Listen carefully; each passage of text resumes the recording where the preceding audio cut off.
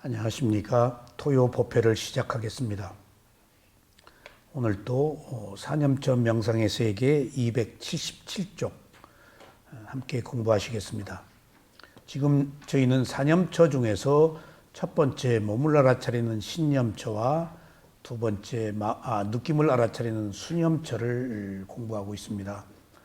지난 시간까지 수념처에 대한 그 다양한 그 조명을 한번 해보았습니다.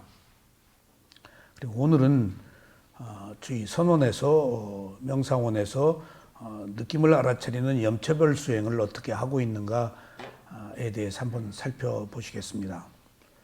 지금 저희가 법문을 하는 것은 지식입니다.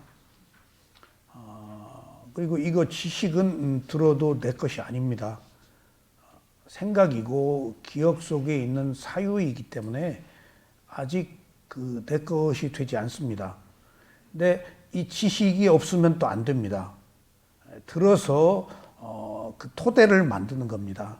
그래서 이런 토대를 바탕으로 삼아서 지혜를 얻는 것이 이제 완성입니다. 그러니까 이런 법문을 듣는 것으로 그치면 이렇게 그 결정적인 도움을 못 받습니다.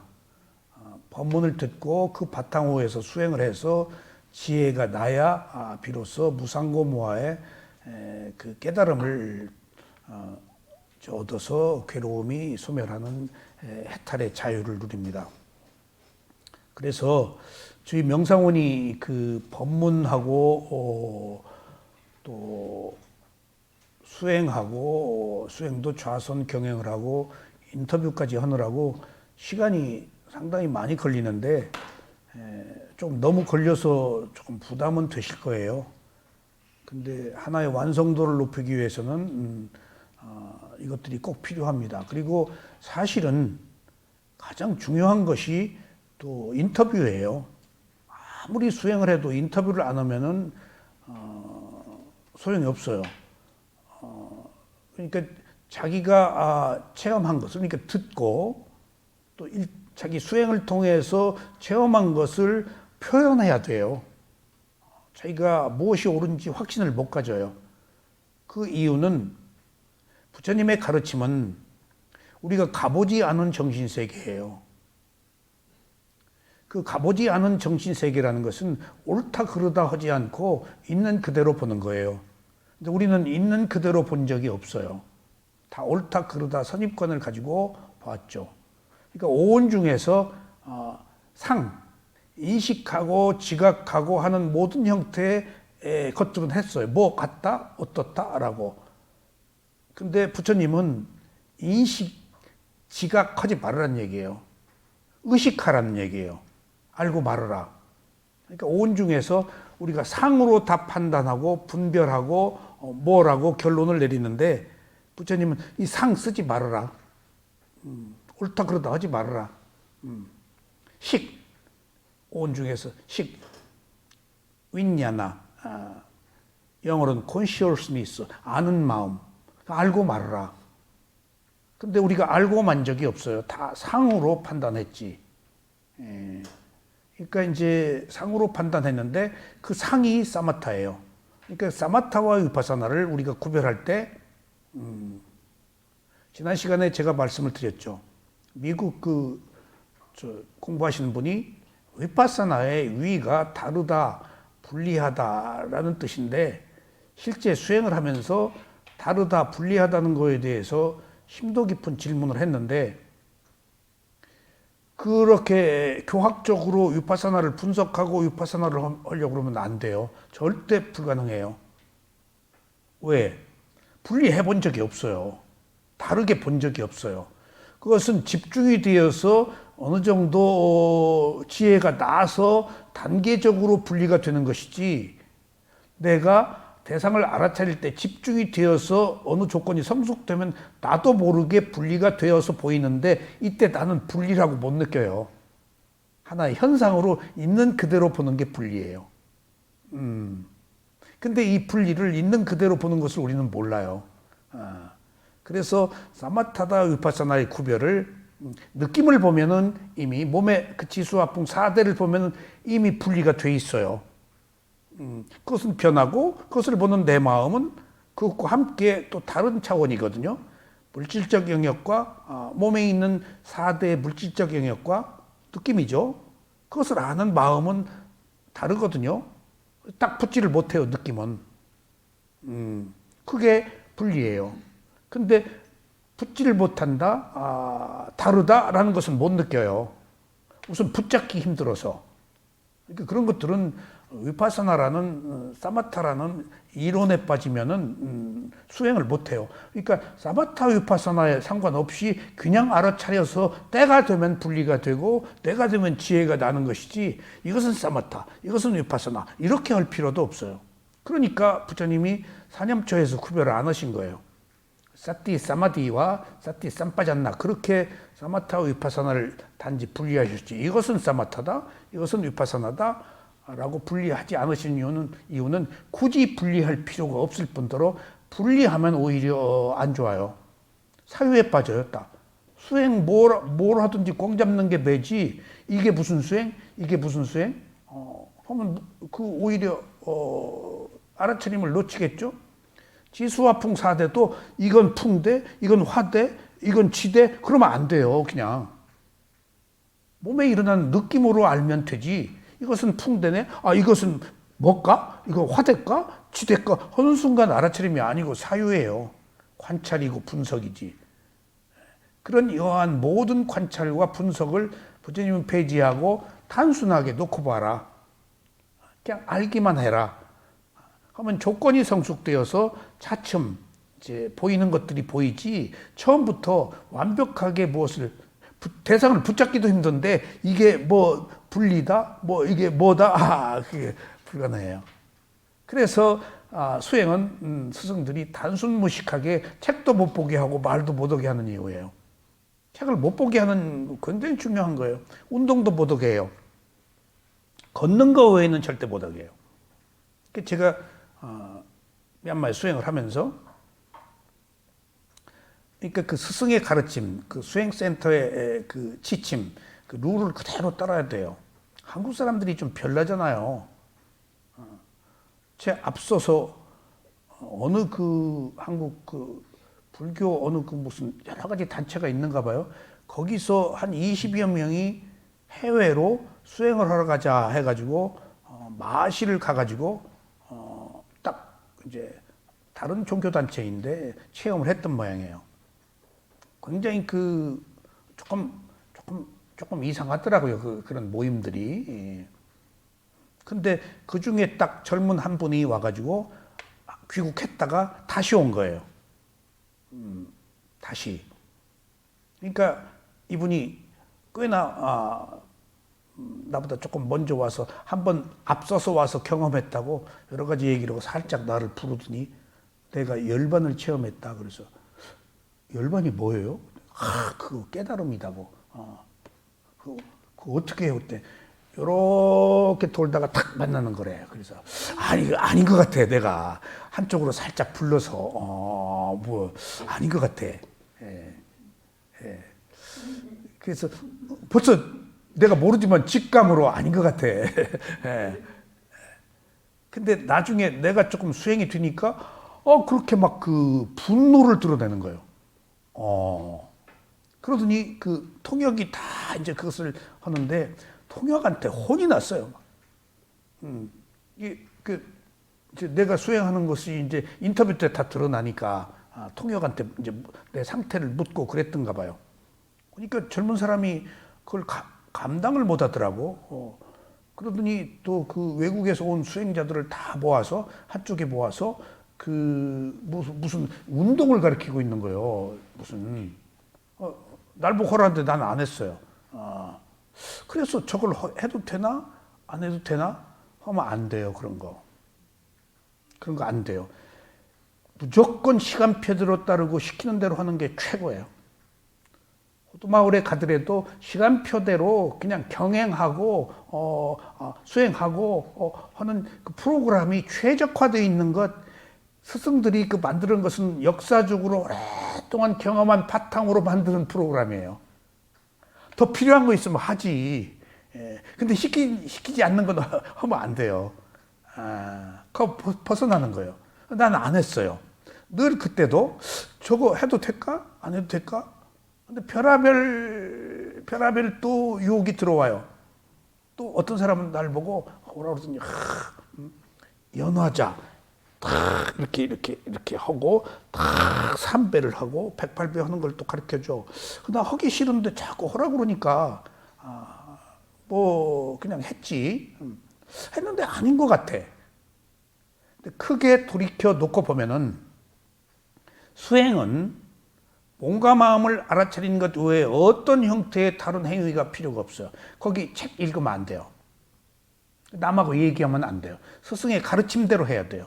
왜냐하면 기존에 내가 살아오던 습관이 아닌 새로운 습관을 길들이기 위해서 몸과 마음에서 일어난 호흡부터 보고 새로운 패러다임, 새로운 토대, 새로운 습관, 새로운 원인을 만들어야 돼요. 뭘 도모하려고 그러면 안 돼요. 단순할수록 효과가 있고 좋아요. 뭘 도모하려고 그러는 것이 얻으려는 거 아니에요. 꿈이고. 그러면 안 돼요.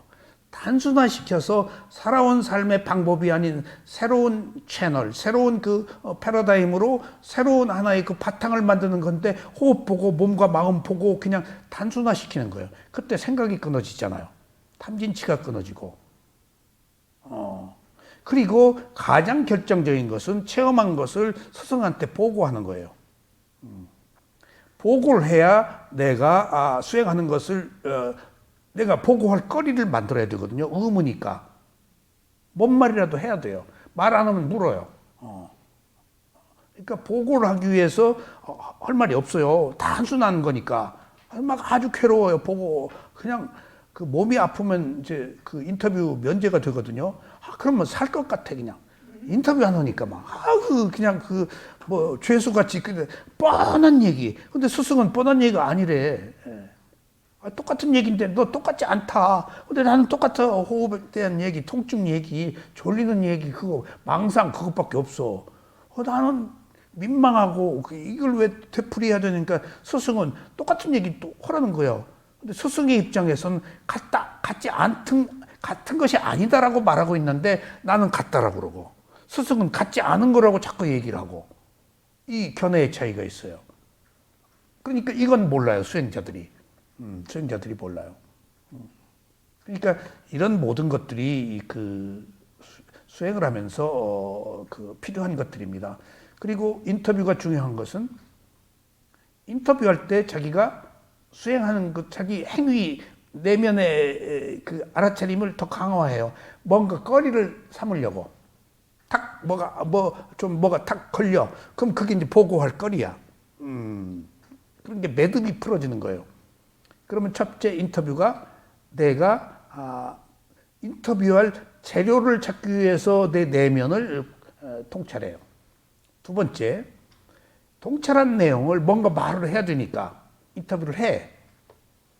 놀라운 일이 생겨요. 내가 말하면서 내가 알아요. 그러니까 이미 요약이 됐어. 자기가 한 행위가.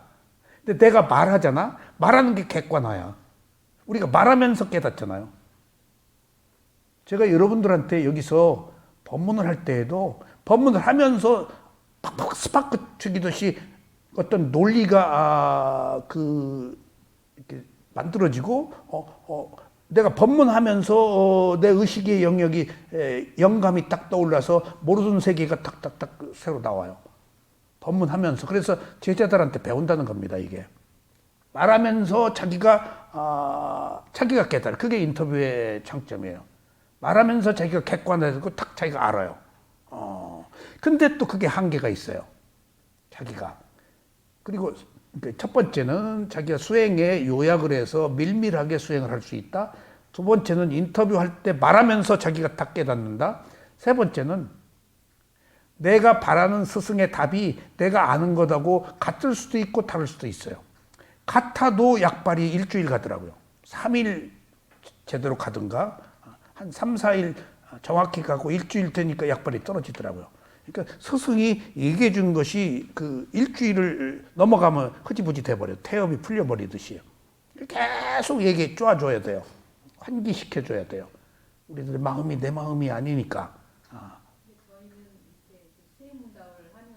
예. 다른 사람들이 이렇게 질문하고 해주시는 걸 들으면서 좀 많이 배우거든요. 그러니까. 그게 큰 것 같아요. 일주일에 한 번이라도. 근데 이제 여기서는 네. 그 좋은 조건에서 하는데 경쟁적이고 욕망이 있는 곳에서는 남이 수행하는 얘기 듣고 오버페이스예요. 자기가 체험하지 못한 것을 마치 체험한 것 같이 경쟁이 붙어요. 특히 이렇게 그 계를 받은 분들은 자기 그 우월감 있잖아요. 내가 누구다, 뭐 비구다, 비군이다. 그러니까 그 한 사람이 얘기하면 한 사람이 무상 얘기하면 이 사람도 아직 무상 아닌데 무상 얘기 해야 돼요. 막. 그러니까 이제 계속 똑같은 얘기를 하니까 오늘은 무상 얘기 하지 말고 해라 해도 또 무상 얘기를 해요. 그러니까 이제 그런 경우에 스승이 이제 그런 경우에는 또 혼자식 인터뷰를 하게 해요. 이게 다 달라요. 근데 이제 괜찮은 것에서는 남이 인터뷰하는 거 들으면 도움이 돼요. 그리고 다 자기가 체험하는 거니까. 그러니까 인터뷰를 할 때 보면은 남한테 들은 이야기, 책 읽은 이야기, 뭐 생각으로 한 이야기, 체험한 얘기가 다 달라요. 이게 딱 스승은 알아요. 엉뚱한 얘기 해요. 아직 그 단계에서 그 얘기가 나오지 않을 단계에서 그 얘기 나오면 그 자기 수행 체험 아니 그런 나무라세요. 그리고 통역이 발끈해요. 못하게. 특히 그 미얀마의 아주 좀 강하신 스님은 막 나무라세요. 그 생각한 얘기, 들은 얘기 하지 말라고, 책에서 읽은 얘기 하지 말라고. 그 통역이 막아요. 쓸데없는 소리 하고 있다고 막. 주눅 들어서 이제 말 못해요. 근데 할 말 없어서 하는 거예요, 지금. 어디서 읽은 얘기. 그러니까 그런 경우에는 궁금한 게 있습니다라고 그렇게 하고 물어야 돼요. 마치 체험한 것 같이 물으면 안 돼요. 조금 달라요. 그래서 인터뷰가 중요하다. 지금 오늘 우리가 여기 배우는 것은 우리 한국명상원에서 느낌을 알아차리는 수행을 염처별 수행을 어떻게 하고 있는가. 그러니까 지금까지는 부처님의 가르침에 대한 그 경전을 위주로 했다면은 여기서는 수행을 실천적 수행 방법에 대한 이야기를 한번 오늘 공부해 보시죠. 사념처 수행은 몸을 알아차리는 수행, 느낌을 알아차리는 수행, 마음을 알아차리는 수행, 법을 알아차리는 수행입니다. 이것을 사티파타나라고 합니다. 알아차림을 확립한다. 근데 제가 이제 그 궁금한 것 풀렸어요. 미얀마에서 제 스승한테 사티 알아차림이 두는 알아차림과 있는 알아차림이 있다. 라는 이야기를 들었는데 어디에 근거한 얘기인지를 몰랐어요. 스승들이 얘기했으면 경전에 어디엔가 있거든요. 근데 씀뻑 들은 이야기 가지고 계속 제가 써먹었는데 이제 두는 알아차림과 있는 알아차림이 어디에서 나온 얘기인지 제가 알았어요. 그게 사띠 알아차림, 부처님이 사념처를 알아차림을 확립한다라고 그렇게 말씀을 하셨어요. 사띠 파타나라고 그래요. 근데 파타나가 확립이에요. 확립하다. 근데 사띠 빠 앞에 타나가 확립하다인데 사띠 빠가 이게 이제 알아차림을 돕는 거예요. 그러니까 그 언어가 있으나마나한 말들이 있잖아요. 그러면서 그 보조어로서 그 도와주는 이야기들이 있잖아요. 그러니까 사띠 빠와 타나가 다르다는 거예요. 제가 초전법륜 대념처경 청광법사님 법문에서 그 얘기를 들었어요. 그 뒤에 계속 좀 들어야 되는데 못 들었는데, 근데 저는 그 늘 궁금하게 여기고 있었기 때문에 그 얘기를 하자 이거다라고 알아차림을 확립한다도 확립한다라고 안 하고 뭐라고 딴 말로 하시더라고. 그래서 그 확립인데 근데 제가 있는 알아차림과 두는 알아차림, 사띠를 확립한다는 거 아니에요. 어떻게 파가 사띠를 결정하는데 있는 알아차림과 두는 알아차림이라는 의미를 파가 가지고 있더라고요. 그러니까 우리가 보통 지금은 투는 알아차림이잖아요. 알아차림을 지금 행위를 한다고요. 알아차림이 행위예요. 의도가 있는 행위. 그래서 업이에요. 토상행 중에서. 행이 그렇게 중요해요. 업이기 때문에. 우리는 행의 자식이고 행의 과보로 살고 있어요. 그러니까 이건 행은 원인이야. 그리고 우리가 삶은 과보는 행의 결과야. 그래서 업의 자식이라는 거예요, 우리가. 그래서 우리가 지금 미래가 내 마음대로 되질 않아. 왜 내 마음대로 되질 않지? 이모님. 내 마음대로 안 돼요. 왜 내 마음대로 안 되죠? 이거 알아야 돼요. 내 마음대로 돼야 하잖아요. 지금 내가 있다면. 근데 그런 나는 없거든요. 근데 내 마음대로 되지 않는 이유를 분명히 아셔야 돼요. 나는 무엇의 힘으로 살고 있다고요? 과보의 힘으로. 지금 내가 바라는 것은 지금 내가 바라는 염원, 희망이지 결정적으로 오는 것은 지금 이전에 만든 어떤 행위에 대한 과보가 오도록 돼 있고 내가 바라는 것은 다른 거예요. 그러니까 안 맞는 거야 지금. 나는 조금 공덕 쌓고 많은 것을 바라든가 나쁜 짓 하고 괴로움 얻기를 바란다든가 다 그런 게 우리 마음이 있잖아요. 자기 한 일은 생각 안 하고 좋은 것만 바라잖아요. 근데 업의 과보로 생각하면 원인과 결과로 받을 만한 게 받았다 그러면 내가 안 괴롭다고요. 그럼 자숙을 하게 되고. 근데 지금 자기가 한 일은 생각하지 않고 지금 자기 뜻대로 욕망으로 그것도 어리석음으로 성냄으로 바라고 있다고요. 누가 가다가 자동차 빵꾸나 팍 따버려라 뭐 어쩌고 저쩌고. 우리가 그 남한테 그 좋은 마음을 꼭 먹는 것은 아닙니다.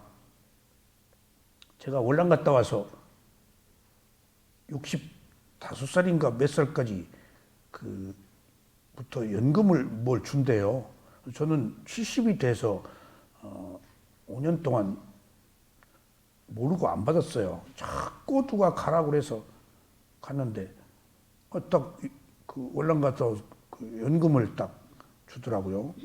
그래서 몇 살부터 그러니까 65살부터라고 그래서 5년 걸 달라고 그럴까? 그래서 좀 창피해서 말을 안 했어요.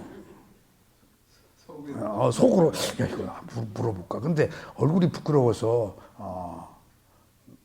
나중에 누가 안 준다 그러니까 권리 우에 잠자는 자는 보호가 못 받는다.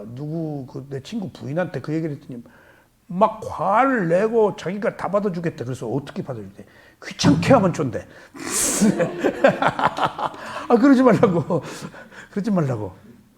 그래서 언젠가 연금을 이제 받았어. 이게 공돈이 생긴 거야. 그것도 자꾸 누군가가 자기는 받는데 넌 왜 안 받냐, 왜 안 받냐. 그래서 우리 집사람 눈치 봐가지고 자꾸 떠밀어서 간 거예요, 지금. 공짜로 뭐 받기가 좀 민망하더라고요. 그래서 어디 가서 그 얘기를 했더니 재밌는 얘기입니다. 지금 제가 이래서 선한 사람인지도 몰라요. 은윤 씨. 그 얘기를 들은 누군가가 기억도 안 나? 화를 버럭 내는 거야. 국가가 무슨 돈이 있어서 막 그 연금을 주냐고. 그러니까 내가 어이구 그렇지 않아도 내가 좀 민망한데 5년 못 받은 것도 있는데 아무나 국가가 표프리즘이라는 거야. 그게 남미같이 된다는 거야. 이제 이게 막 확장되네 이게. 그래서 내가 죄 지은 사람처럼 저 사람이 소위 노인 받으면 내가 그 돈 어디 가지고 있겠어요? 애들 오면 뭐 밥 사주고 노인 무슨 자존심 지켜 세우고 경제를 윤택하게 하는 그런 건 모르고 내가 받은 것에 분노하는 거예요. 그러니까 그 뒤에 그게 오랫동안 잔상이 남아요. 아니 자기하고 상관없는 일, 국가 재정에 파탄이 난다고 지금 주도록도 있는 것에 그렇게 흥분하고 화를 내는 거예요. 막 무슨 돈이야? 남미 포표르슴 돼가지고 베네수엘라처럼 된다는 거예요. 또 이제 그래서 내가 또 배웠네. 베네수엘라 그랬냐고 요새. 그리고 나서 그게 오랫동안 잔상에 남는데 남의 일에 그러니까 그 남의 이익을 보는 일에 흥분하고 비난할 일이 아님에도 불구하고 분노하는 것이 우리들의 또 다른 마음이구나. 그래서 마음을 정화할 필요가 있어요. 선심과 불선심이 다 있잖아요. 본성대로 살면은 불선심이 우리를 지배해요. 그래서 마음을 개발하지 않으면 안 돼요. 마음을 개발한다는 것이 이 수행이거든요. 그 개발이 밭을 가는 거예요. 그래서 씨를 뿌리기 위해서 밭을 갈아야 하잖아요. 마음이 개발되지 않으면 탐진치로 살아요. 개발되면은 관용차의 지혜로 살아서 괴로움이 적어요. 그 개발이 알아차림이에요.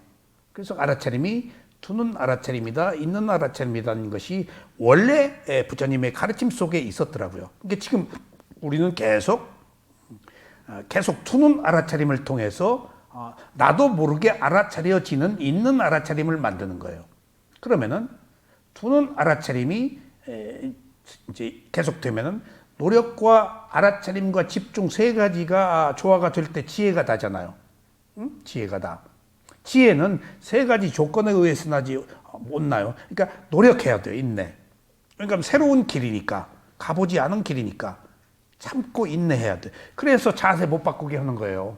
좀 참으라고. 자기 마음대로 하면은 자기 뜻을 못 이루어요. 우리 탐진치가 우리들의 본성이기 때문에.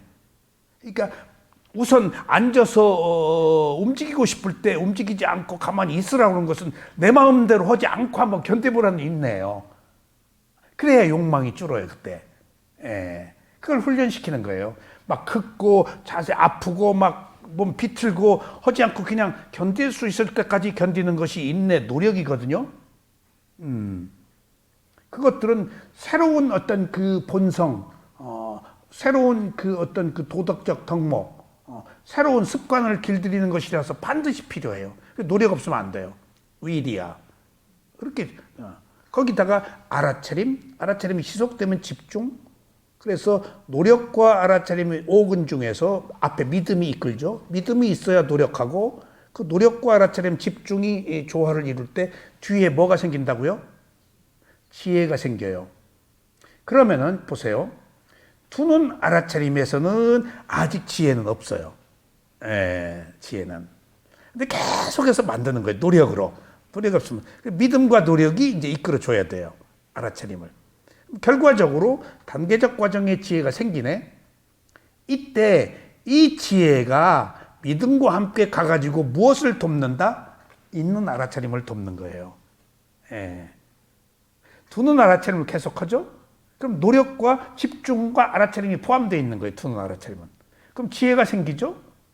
지혜가 생기면 이게 앞에 오근의 앞에 가서 믿음과 지혜가 함께 있지 않으면 있는 알아차림이 안 돼요. 믿음이 단순한 사람은 믿음이 맹목적인 신앙이 되잖아요. 의외로 우리는 그 어려움에 있어서 맹목적 신앙을 가지고 있어요. 뭔가 기대하고. 근데 그 맹목적 신앙의 그 위험을 지혜가 막아줘요. 지혜가 많으면 또 간교해지잖아요. 그러면 또 믿음이 그 지혜의 그 중도를 이루게 해요. 그래서 이렇게 믿음과 지혜가 조화를 이루는 것이 이 상태가 무슨 알아차림이 생긴다? 이 상태에서 있는 알아차림이 생기는 거예요. 그러니까 이게 어떤 조건들이라고 말하는 거예요, 우리가. 원인과 결과. 그러니까 경전에 계속 원인을 조건이라고 그래요. 그러니까 다양한 이런 조건들, 보이지 않는 조건들을 스승이 계속 도와주는 거예요. 이렇게 해라, 저렇게 해라, 이렇게 해라. 조건들을 성숙시키는 거예요. 어느 것 하나만 특정할 수가 없어요, 우리가. 온갖 다양한 환경과 업의 과보의 영향을 받기 때문에 그래서 계속 부처님의 가르침은 조건의 성숙이에요. 그러니까 인터뷰도 수행도 그 조건의 성숙인 거예요. 그러니까 왜 수행을 해야 되느냐? 그러니까 그런 조건의 성숙이라고 봐야 돼요. 거기. 그러니까 이런 것들이 간단치가 않으니까 하여튼 그 네 가지가 있다는 것을 여기서 제가 계속 말씀드리지만은 사념처 안에 이렇게 어떤 것은 사티 사마디 그리고 어떤 것은 사티 삼파전냐 그래서 사마타 위파사나가 포함되어 있는데 부처님이 사마타 위파사나를 하지 않고 어느 경우에서는 사티 사마디 할 때는 사마타요. 그렇지 않은 경우는 사티 삼파전나는 위파사나요. 그렇게 표현했다. 굳이 선정 수행과 위파사나 수행을 구별하지 않으셨다. 필요하면 갖다 써라. 애써 구별할 필요가 없다. 아셨죠? 뭐 사마타다 위파사나 이건 사마타인데 하면 안 되지. 절대 그러지 마세요. 한 예를 들면은 오늘 여기 나와서 수행을 하시던 분이 조금 몸이 편찮아서 전화를 했는데 요새 또 하느님한테 갔다고 그래서 잘했습니다. 내가 하느님이라도 붙잡으세요. 연불도 붙잡고 뭐 하느님이라도 붙잡으세요. 그러니까 조금 이제 의아해.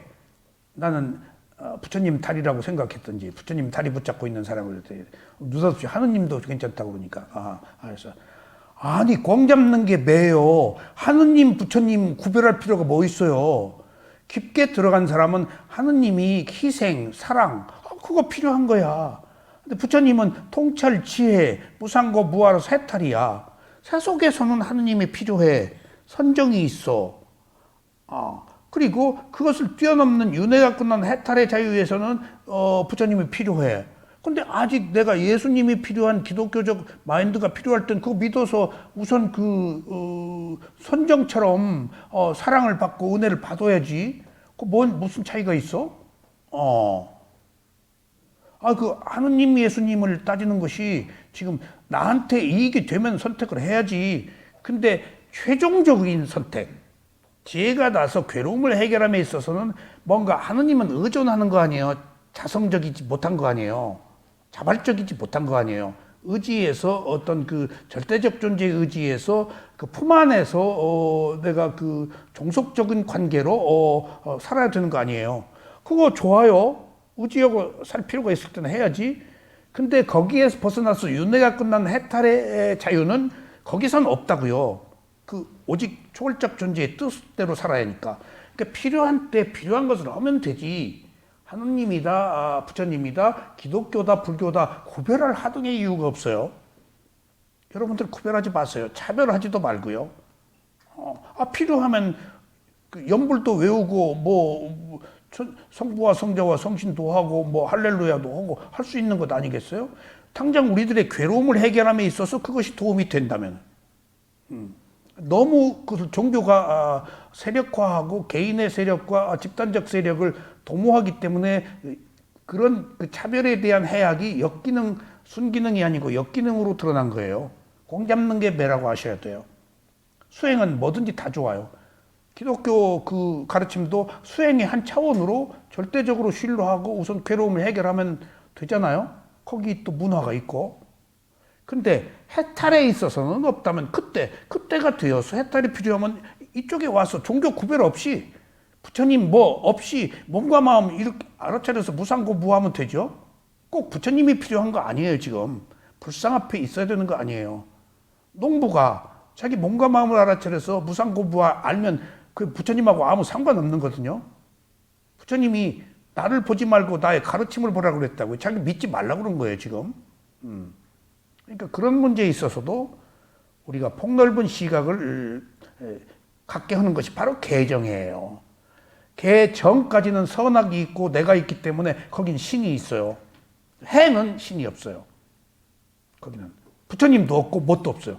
오직 깨달음만 있고 해탈의 자유만 있어요. 그러니까 청의 단계에서 세속적 관점에서 있을 수 있는 것은 그 단계에서 필요한 사람은 그 단계의 그 어떤 그 언어적인 거, 그 다음에 지적 사유, 그 단계의 어떤 이데올로기, 그 단계의 종교를 믿으면 되죠. 그러니까 크게 보자고요, 개정회를. 개정회가 불교의 마인드라고 꼭 생각하지 마세요. 모든 종교를 아우르는 것, 모든 종교는 정이에요. 오직 해는 해탈의 자유예요. 지혜니까. 그런 단계적 과정에서 이 세상의 모든 게 공통적으로 다 필요하고 불필요한 게 아니고 필요한 때 필요하다는 얘기예요. 세속을 부정하면 안 돼요. 정의 정이 세속이니까. 그런 의미에서 우리가 이 사념처 수행도 이제 부처님이 가르침을 편 것도 이것이 아니면 안 된다. 라고 여기서 유일하다라고 말했지, 그것은 유일하다는 얘기는 해탈에서 유일하다는 길이에요. 그게 해탈 이전에는 다 잡다한 거 인정해야 돼요. 유일하다는 단 하나다, 유일하다는 것은 윤회가 끝나고 해탈의 자유를 얻는데 유일하다는 거예요. 유일하다는 거예요. 하나다는 거예요. 그렇지 않은 상태에서는 똑같아요. 좀 잘 먹고 잘 사는 건데. 그렇게 이해하세요. 그러니까 뭔가 나와 다른 것, 것을 하등의 그 차별화할 필요가 없어요. 서로 그 단계에서 그 생각을 가진 사람의 성향이고 그 수준일 뿐이지 내가 그 사람 수준을 어떻게 판단해요? 그래서 그때마다 사람을 믿어서는 안 되겠구나. 내가 사람을 믿으면은 지금 상대가 내 뜻과 같아지기를 바라는 거거든요. 근데 부부가, 자식이, 부모가, 이웃이, 도반이 내 뜻대로 안 된다고요. 이 업의 과보가 다른데? 근데 내 뜻대로 되기를 바라고 있다고. 거기 트러블이 생겨요. 낱낱의 업으로 보지 않으면 안 되는 이유가 거기 있어요, 여러분들. 업으로 보면은 각각의 어떤 그 개성, 업의 과보가 상이한 문제를 존중하게 돼요. 업이니까, 정이니까, 해가 아니니까. 해에서는 똑같아요. 근데 정에서는 다 달라요. 해는 하나예요. 정은 다양해요. 개정, 정은. 낱낱이 한 개인이 존중돼. 여기서는 법이 존중되기 때문에 이미 여기서 자아가 없어져 버렸잖아. 무하잖아. 그래 여긴 똑같을 수밖에 없어. 근데 자아가 있는 여기는 낱낱이 60억이면 60억의 자아가 있고 있어. 그러니까 그렇게 개정해로 보면은 아무것도 걸릴 게 없어요. 이게 위파사나 수행이고 팔정도고 개정해고 고진멸도 사성제 중에서 도성제다고요. 그러니까 부처님의 가르침을 우리가 제가 오늘 이렇게 얘기하는 것은 어떤 사람이 젊은 사람이 불경을 심각하게 공부하고 절에서 온 그 대학생들인가 그들이 불교와 기독교를 이렇게 비교해서 불교를 비난하는 이야기를 듣고 발심을 해가지고 바이블을 70번을 읽었대요. 그리고 그 성경에도 주석이 있대. 뭐 있겠지 교수들이나 누가. 그리고 히브리어 뭐 한 것들 그 토마스 아퀴나스로부터 시작으로 바티칸의 그 양피지에 기록돼 있는 신약 중에서 채택되지 않은 그 기록들이 굉장히 많거든요. 거기 채택한 거예요. 필요하다고 생각돼서 마리아에 대한 이야기 뭐 다양하게 이게 비기독교적인 것은 좀 뺐겠죠. 불교도 똑같아요. 부처님이 45년 동안 한 이야기 지금 거기서 뽑은 거예요. 근데 불교의 그 니까에 뽑은 것은 부처님이 허물이되는 얘기는 안 빼고 다 뽑은 거예요. 부처님이 과거에 잘못한 거, 전생에 살생한 거, 그리고 부처님이 고통 겪은 거, 안 가리고 다 뽑았어요. 부처님 그 유익한 거 해결한 것 없이. 왜냐하면 붓다라는 사람이 없으니까, 무하니까, 붓다가 아니니까, 과거에 그런 행위를 한 붓다는 없으니까, 그러니까 행위를 한 과보를 받는 나도 없으니까 하나의 현상만 있으니까 다 뽑은 거예요. 그런 의미에서 경전이 신뢰가 가고 그 깨달음을 얻는 진면목에 접근하는 거예요. 부처님이 허물이 막 나와요, 경전에. 자기가 고백 다 했어요. 10가지. 내가 언제 무슨 잘못해가지고 이 생에 이 과보를 받았다 쭉 설명을 했어요. 그러니까 부처도 이렇게 과거에 잘못했네 라고 할 때 우리가 한결 가볍잖아요. 그게 내가 아니니까. 근데 그 바이블 70번 읽었다는 사람이 나중에 이제 기독교로 가가지고 절에서 쫓겨나가지고 어느 칼빈 신학대학을 다니고 그렇게 해서 이제 그 사람이 불교가 이제 저급하고 무속적이고 기독교 하느님의 영을 받았다 하는 쪽으로 그 사람이 스님이 이제 기독교로 이제 하느님의 은총을 받았다 하는 내용에 관한 글이에요. 처음에는 안 그렇다가 그래서 내가 오늘 지금 이렇게 드리는 말씀이 이거예요. 불교와 기독교의 우위를 그 비교하려고 여러분들 하는 것부터가 지금 잘못이에요.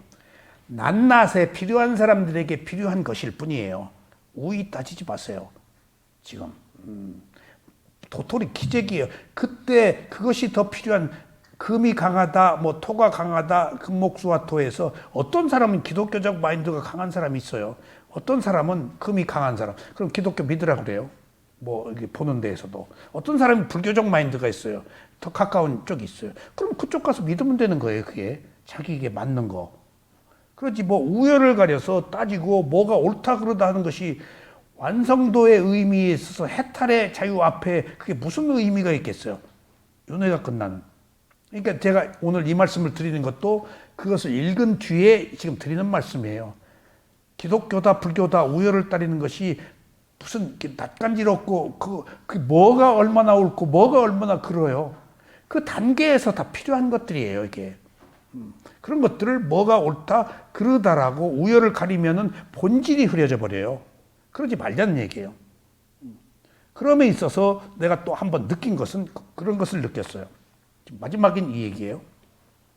자, 바이블 70번을 읽고 어느 대학교까지 어렵게 뭐 튀김 장사하고 뭐 교인들이 도와주고 해서 뭐 대학교 장학금 하고 뭐 무슨 갈빈 대학교인가 뭐 루터 대학교인가 어디 들어갔다고 그런 기록들이 다 있더라고요. 그리고 하느님의 은총을 받아서 이제 스님이 목회 활동을 이제 그런 쪽으로 품안에 왔다라고 할 때 지금 자기 업으로 찾아간 겁니다, 이게. 그때 그 업이에요. 미래는 또 몰라요, 그 사람 어떻게 될지. 그 순간에 그 조건에 그 업이 왔어요. 그걸 어떻게 해요? 그런데 내가 여기서 한 가지 의문이 딱 들었어요. 이게 우리가 오늘 한번 자각해야 될 문제예요. 바이블 70번 읽어가지고 하느님의 품으로 갔다는 그 스님이 불교를 얼마나 알았을까 하는 문제입니다. 여기서 말하는 화두를 들었을 수 있겠죠. 그리고 전구업진원 수리수리 뭐 또 외우고 금강경 뭐 반야심경 외우고 그 초발심 자경문을 배웠는지 다 배울 수 있었겠죠. 원래 부처님의 가르침에 얼마나 접근했을까 하는 문제에서 의문이 생기더라고요. 과연 비교의 우위가 무슨 의미가 있어요? 그 사람이 지금 불교를 부처님을 알았단 말이에요? 개정회를 알았단 말이에요? 무상고모의 지혜가 났단 말이에요? 그래서 최소한 기본적으로 수다원이라도 됐단 말이에요? 모르잖아요. 그러니까 그거 우위를 따지면 안 돼요. 그런 점에 있어서. 그 사람의 업일 뿐이에요. 이 세상을 비교 우위로 절대 판단하고 따지지 마세요. 하나의 땀마 현상으로 보시라고요. 뭐가 옳다 그러다 어떤 세력의 문제예요. 세력에는 에고 자아가 있어요. 위파사나 수행, 해탈의 자유, 깨달음에서는 세력이 없어요. 연천의 그 개인의 세력도 없고 연천이라는 동네의 세력도 없고 그냥 거기 조건이 닿아서 살았을 뿐이야. 그 이상도 이하도 아니야. 그 업의 조건, 과보의 조건에 지금 이 생에서 영원히 거기 사는 것도 아니야. 어떻게 될지도 몰라. 지금 이 순간에 이 수행할 뿐이야. 이거 지금 언제까지 할지도 몰라. 그때 그 조건에 그 원인과 결과로 할 뿐인 프로세스, 과정이라고 본다면 뭐가 옳고 뭐가 그러다라고 우리가 알아야 되냐고요. 대상을 있는 그대로 봐서 그것이 가지고 있는 의미, 리얼리티, 실제를 보는 것이 더 가치관이 달라지는 것이겠죠. 관념적인 거, 어떤 그 절대적 존재에 귀의하고 이런 것들은 다 지적인 거예요. 지혜로 봤을 때 우리가 사물이 존재하는 것의 특성인 지혜로 봐서 무상고부화를 볼 때 해거든요. 근데 이 해는 감춰져 있는 거다고요. 요 앞에서 지금 우열을 가린다는 것은 큰 의미가 없다. 해에서도 우열을 안 가려요. 해에서는 지금 여기 정에 있는 세계를 뭐라 그럴까요? 아직 단계적 과정에서 거기서 머물고 계시네 라고 본다고 여기서는. 아직 해를 모르시네. 나중에 올라오시네. 나중에. 예. 부처님 바위 굴린 태발다타가 지금 여기 지금 정의 세계에 지옥에 가 계시잖아요. 부처님이 벽집을 된다고 그랬어요. 나중에 해로 와가지고. 아직 여기 계시네. 여기에 있는 사람이 보면은 아직 여기 계시네. 그렇게 보자고요, 지금. 도덕적으로 부당한 사람도 아직 모르고 계시네. 언젠가 일로 올 수 있지. 그렇게 모든 것들이 그 순간순간의 어떤 조건들로 보는 것이 무상이자 고자 무아예요. 그걸 그 바탕에 깔고 있는 것이 무상고무아라면은 마침표를 찍을 수가 없어요. 존재로 볼 수가 없어요. 계속 바뀌기 때문에. 어떤 게 나고 어떤 게 내가 아니에요. 나라고 할 것도 없고 내가 아니라고 할 것도 없고 하나의 현상만 있어요. 행위만 있다고요. 그래서 그거를 알기 위해서 지금 사념처를 하는 거예요. 몸과 마음을 조금 접근하는 네 개의 문이에요. 이게 지금 네 개의 문으로 다 열반은 네 개의 문으로 다 들어갈 수가 있어요. 몸 가야누빠사나, 웨다나누빠사나, 찌따누빠사나, 담마누빠사나. 근데 이게 네 개가 특별하게 어느 하나만 중점적으로 그렇게 지도하는 스승은 미얀마에 없더라. 조금 그 마하시 경우는 가야누빠사나 위주로 하는데 저희 쇠우민에서는 찌따누빠사나를 했고 고엔카는 웨다나누빠사나하고 찌따누빠사나를 또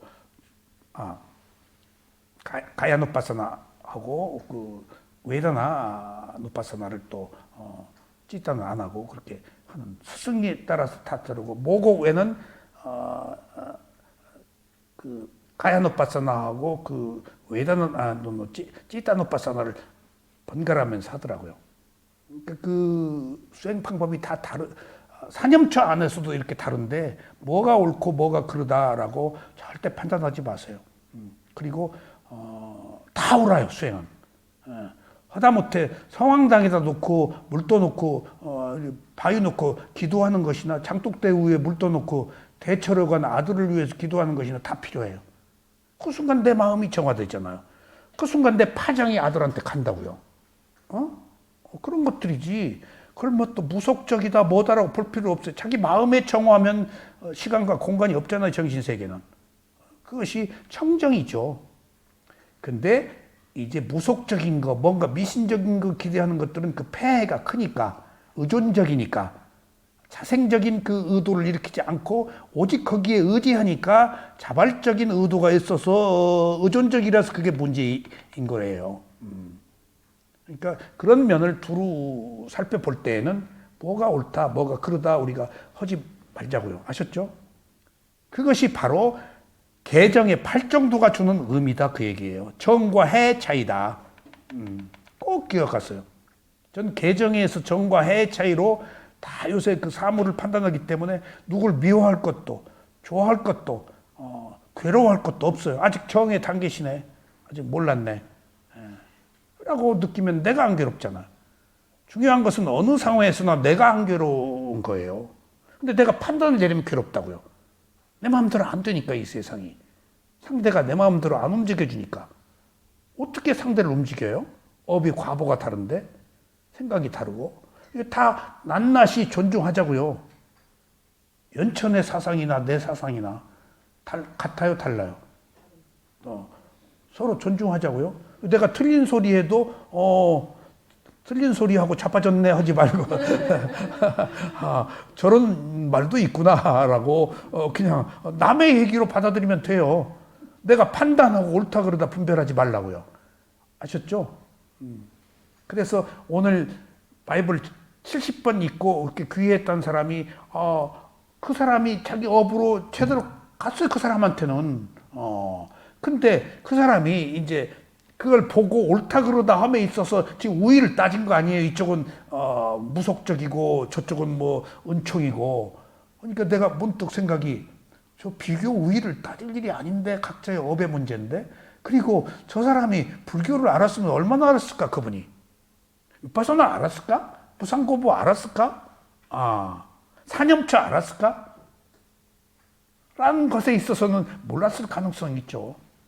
근데 더 재밌는 것은요, 여러분들 보세요. 사념처 안에서도 신념처, 수념처, 심념처, 법념처가 있잖아요. 근기에 따라서 달라요.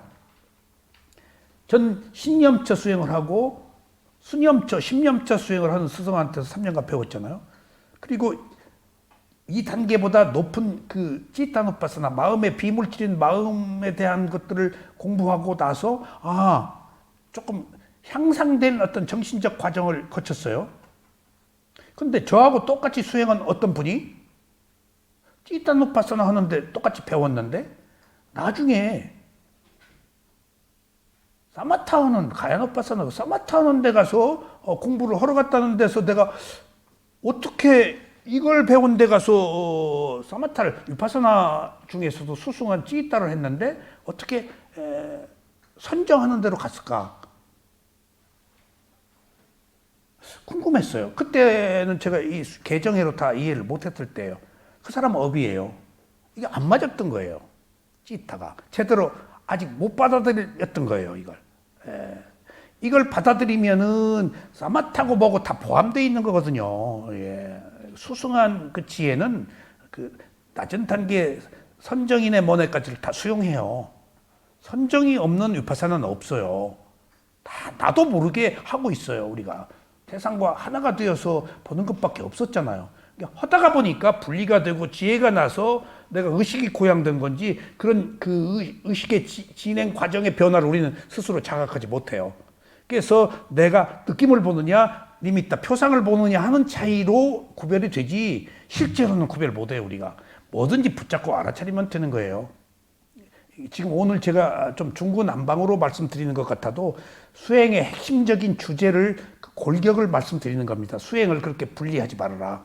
뭐가 됐든지 스승이 시키는 대로 해라. 그건 필요한 거다.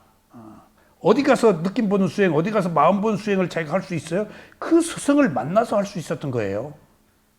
근데 안 만나면 못해요. 그것도 자기 업이에요. 그런 것들을 뭐 좋다 나쁘다 할 필요도 없는 거예요. 그리고 가야노파사나 신념체 하나라도 열반 들어가는데요. 외자노파사나 하나 들어가는데요. 그런데 제가 보건대 근기에 따라서 업에 따라서 조건에 따라서 어느 염처로 수행을 하면은 조금 더 쉽더라.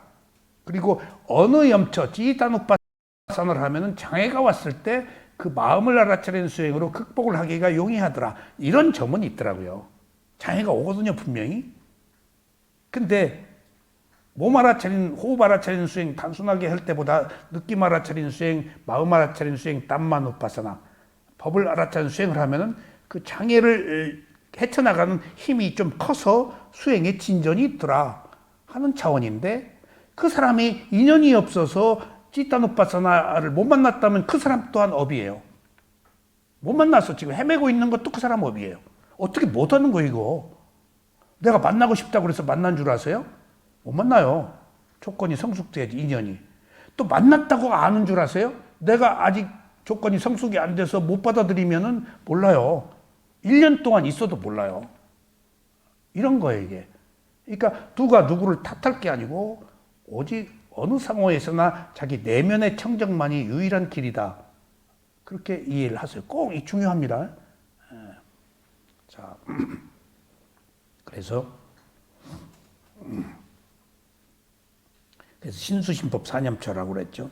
이처럼 기본적으로는 4가지 수행을 함께 하지만 그 중에 느낌을 알아차리는 수행을 별도로 할 수 있습니다.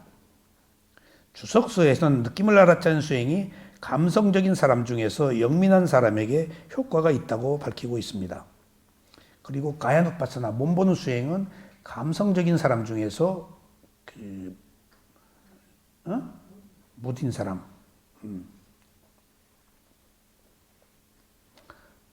경전에서는 주석서는 조금 무디다고 안 하고 조금 모자란 사람이라고 그랬더라. 내가 무디다고 내가 지금 완곡하게 표현하고 있는 거예요, 지금.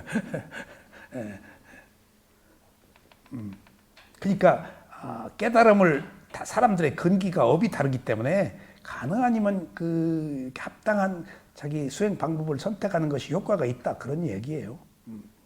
여기서 느낌을 알아차리는 수행은 어떤 의미에 있어서 느낌은 무엇과 같은 건 줄 아세요? 개울과 같은 거예요. 개울이 무엇과 같은 거죠? 개울이 수단이잖아요. 예? 근데 느낌은 감성적인 사람이 알아차리는 수행이에요. 그럼 이성과 감성에서 감성도 알아차릴 대상이에요. 수단이에요. 그러니까 그걸 없애야 된다, 어째야 된다라고 하면 안 돼요. 여기서 중요한 것은 개울은 수단이지 목표는 아닙니다. 근데 불교에서 추구하는 것은 느낌 보는 수행에서 감성적인 사람한테 영민한 사람이 느낌을 보라고 그랬잖아요. 그러면은 그 감성을 키우기 위해서 보나요? 그 감성을 제어하기 위해서 보나요? 느낌을? 제어하기 위해서 보는 거예요.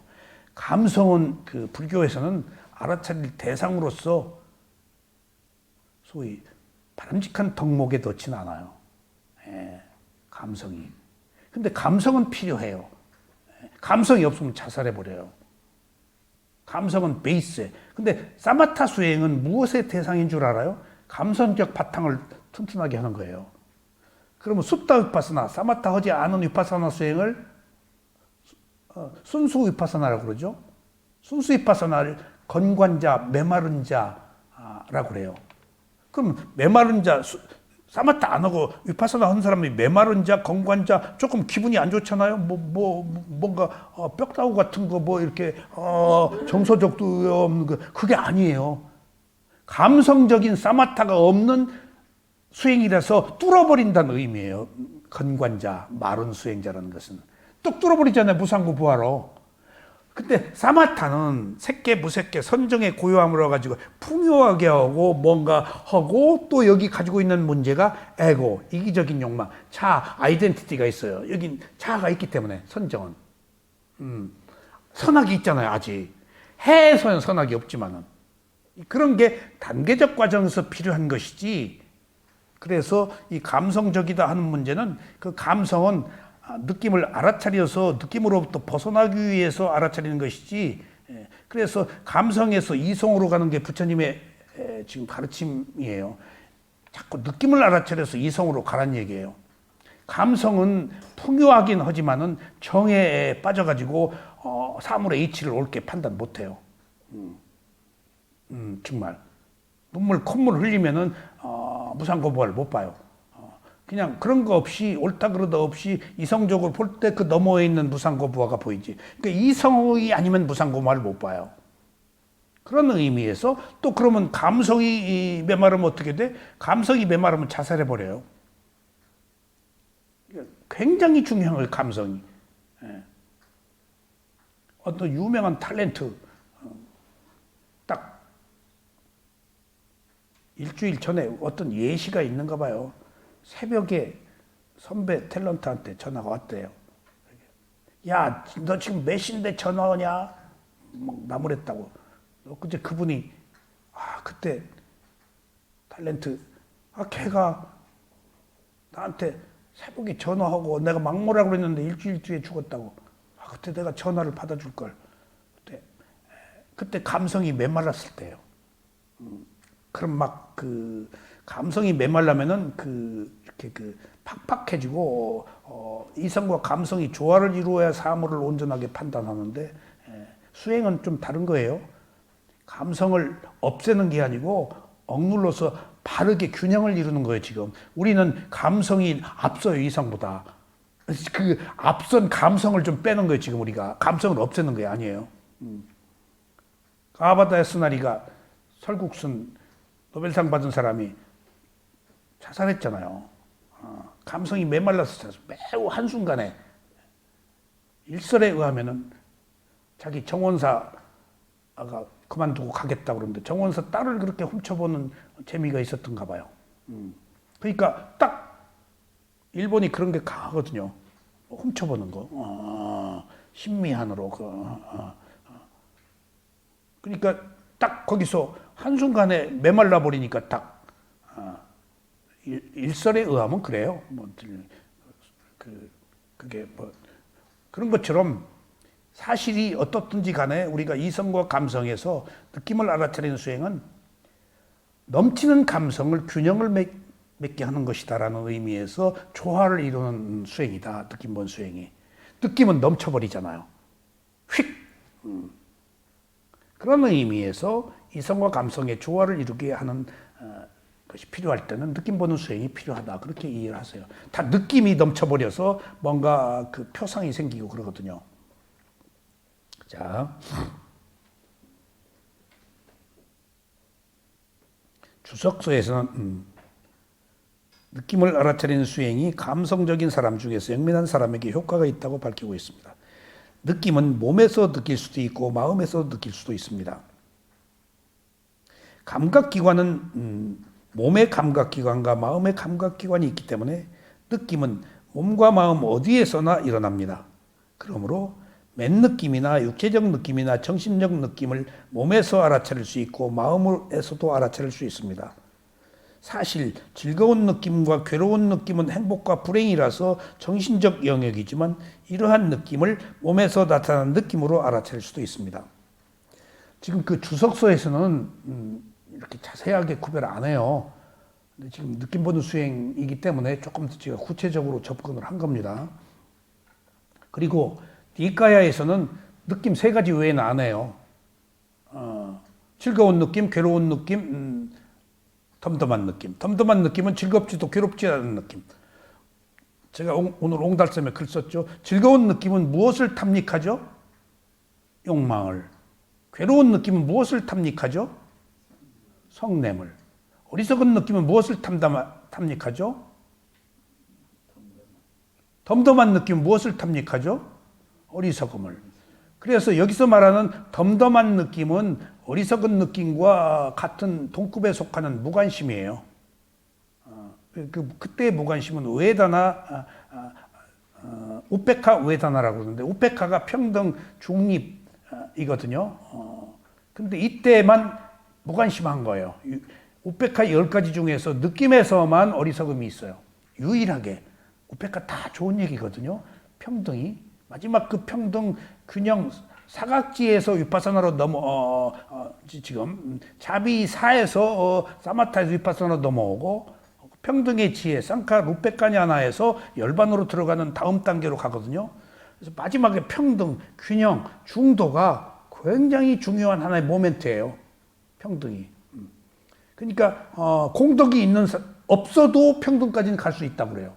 근데 평등 너머에 있는 열반은 공덕이 없으면 못 간다고 그러거든요.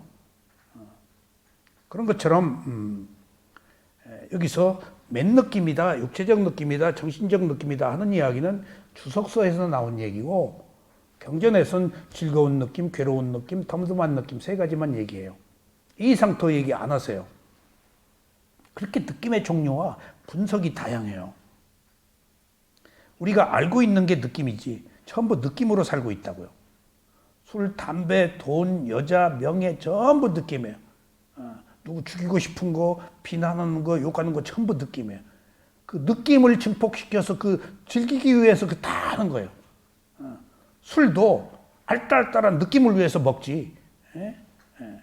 명예도 얻었을 때 그 자기 만족, 희열을 위해서 얻으려고 그러는 것이지. 그 이후 짧은 순간에 느끼고 또 다음에는 또 딴 마음이에요. 더 높은 것, 또 다른 것들을 찾아서 끊임없이 그 광야를 헤맨다고요. 그 느낌을 충족시키기 위해서. 그래서 느낌을 느낌으로 알아야 돼요. 그렇지 않으면 끝이 없으니까. 느낌이 욕망과 결탁하면 무서운 거예요. 맹신이 되고.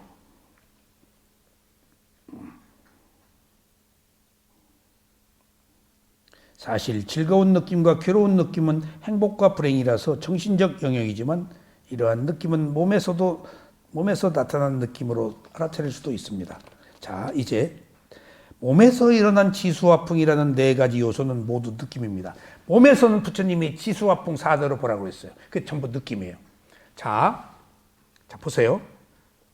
사마타다 위파사나다를 구별하지 말고 하나가 된다, 분리다라는 거 구별하지 말고 대상을 무엇으로 삼느냐가 구별이 돼요. 니미타, 표상으로 뭔가 하나가 되면은 사마타고, 몸의 느낌을 보면은 위파사나예요. 근데 느낌을 보면 이미 분리가 돼요. 근데 나는 분리된지 몰라요. 세상에 붙을 수가 없어요. 느낌이 변하니까. 그래서 그것을 보는 내 마음도 변하고 있어. 그래서 위파사나가 카니카 사마디예요. 찰나 삼매. 혼란해요. 느낌이 매 순간 변하는데 변하는 것을 내가 억누를 수가 없잖아요. 어떤 관념적인 것은 딱 하나가 되어서 억누를 수가 있어요. 근데 느낌 자체가 가지고 있는 생리가 본성이 변하는 거다고요. 느낌은. 그 느낌은 어디에 있을까요? 몸과 마음에 있어요. 다른 데 있지 않아요. 감각기관에 있어요. 그래서 위파사나 수행이 자기 자신의 몸과 마음을 알아차리는 수행이고 또 몸과 마음을 알아차리는 거 보니까 느낌이 있고 느낌을 보니까 그 느낌은 매 순간 변하고 괴로움이고 내 뜻대로 안 되어서 무상고부화가 드러나는 일련의 지혜의 단계적 과정이 있어요. 부처님이 이걸 순서대로 찾아가서 알으신 거예요. 여지껏 몸을 본 적이 없었다고요. 부처님 이전에는. 희비연기를 통해서 한 인간의 몸과 마음이 12가지가 딱 드러난 거예요. 그래서 이 중요한 모든 문제에 대한 해답은 몸과 마음이 연기가 회전하는 게 한 몸과 마음이 원인과 결과로 진행된 일련의 과정이야. 봐라. 그래서 몸과 마음을 봤더니 느낌이 있네. 느낌을 봤더니 느낌에서 가래로 넘어가면 윤회하고 안 넘어가면 깨달음을 얻네. 그래서 느낌과 가래 사이가 깨달음의 황금 의자라고 여기선 그래요. 느낌이다고요. 그러니까 깨달음은 내란자라 강가가 아니고 보리수나무가 아니고 느낌과 가래 사이에 있다. 욕망, 느낌에서 욕망이 안 일어나면은 깨닫는다. 근데 보세요. 그럼 느낌이 뭐가 있다고 그랬죠? 즐거운 느낌, 괴로운 느낌, 덤덤한 느낌이 있다고 그랬죠? 예? 그래요, 안 그래요? 그럼 아플 때 지금 즐거운 느낌이 몸에서 일어났어요, 안 일어났어요? 일어났지. 아플 때 몸에서 내가 지금 쑤셔 감기 걸려서 그럼 괴로운 느낌이 일어났어, 안 일어났어 몸에서? 그럼 마음도 영향을 받아서 일어났지? 그러면 그 느낌은 있는 거야, 없는 거야? 있는 거지. 그 머리 굴리지 말고 얘기해. 사유로 하지 말고 실제만. 내 학벌 따지면 안 돼. 과거 경력 따지면. 단순해야 돼. 그 느낌은 내가 부정할 수 있어, 없어? 없지. 받아놓은 밥상이야. 몸과 마음에서 일어난 느낌은. 왜 그게 받아놓은 밥상이지? 업의 과보라서. 여기서 나한테 즐거운 느낌, 괴로운 느낌, 덤덤한 느낌이 왔어. 부처님이 말씀하신 세 가지 느낌 중에 즐거운 느낌도 오고 괴로운 느낌도 왔어. 괴로운 느낌을 주제로 삼아보자고. 괴로운 느낌이 왔어. 쑤셔, 혈려, 또 마음이 아파. 왔어. 그러니까 그것은 올 수밖에 없어. 오지 말아야 될 거야? 올 수밖에 없어. 이게 거기까지 우리가 느낌을, 오온을 가지고 느낌이, 오온 안에 느낌이 있으니까 느낌을 가지고 살잖아요? 받아놓은 밥상이라고 내가 그러죠? 근데 즐겁다, 괴롭다, 덤덤하다라는 느낌은 지금 이전에 내가 태어난 것도 업의 과보고 지금 이전에 어떤 행위로 인해서 내 생각이 만들어낸 결과잖아. 뭔가가 일이 있어서 지금 그 즐겁다, 괴롭다가 생긴 거 아니야. 없으면 안 생겨. 근데 그 생긴 것이 지금 왜 생겼어? 지금 이전에 어떤 조건의 결과로 생긴 거예요. 그러면 그것은 업의 과보대로 그 느낌을 느낄 수밖에 있어. 느끼지 않아도 돼. 느낄 수밖에 없지. 받아놓은 밥상이라고 그랬죠. 근데 괴로운 느낌이 왔어. 고통을 겪었어. 육체적 고통, 심각한 정신적 고통. 이건 업의 과보로 온 거야. 지금 이전에 어떤 행위의 결과로 온 거예요. 그런데 아프고 말면은 새로운 원인을 일으키지 않아서 그냥 아프고 말아버려. 그럼 그 순간 연기가 회전되지 않아. 윤회가 지속되질 않아. 근데 우리가 아프고 말지를 못한다고. 아프고 죽게 돼 있어. 안 아프려고 그러고 뭔가 막 그 투쟁하고 저항하고 막 하니까 지금 뭔가를 도모해서 그 괴로운 느낌을 연장시키는 거예요, 지금. 그게 윤회예요. 우리는 괴로운 느낌을 괴롭고 많은 방법을 못 배웠다고요, 지금. 부처님이 있는 그대로 알아차리는 괴롭네, 미워하네, 좋아하네, 라고 거기서 끝내라는 거예요. 알고 말라는 거예요. 볼 뿐, 들을 뿐이라고. 그게 수행이에요, 위파서나가. 그게 있는 그대로 보는 것이고, 그게 담마, 법이라고 그래요, 그걸. 진리라고. 있는 그대로를 법이라고 그래요. 내가 자의적인 판단으로 괴롭네, 어쩌네 하지 말고, 괴로움이 있으면 괴롭네? 괴로워하네?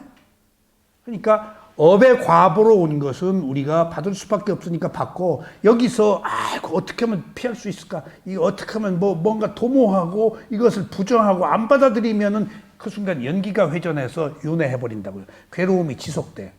근데 받아들이고 말면 괴로움이 그 자리에서 끝나. 이것이 수행이라는 겁니다, 지금. 있는 그대로 알아차리는 거랍니다. 아셨죠? 그러니까 지금 우리가 몸에 있는 그 느낌이 지수화풍 4대예요. 몸에서는. 부처님이 몸에서는 지수화풍 4대로 봐라 그러는데 자 보세요. 몸은 존재로서의 몸과 지수화풍 4대로서의 몸이 있어요. 실제.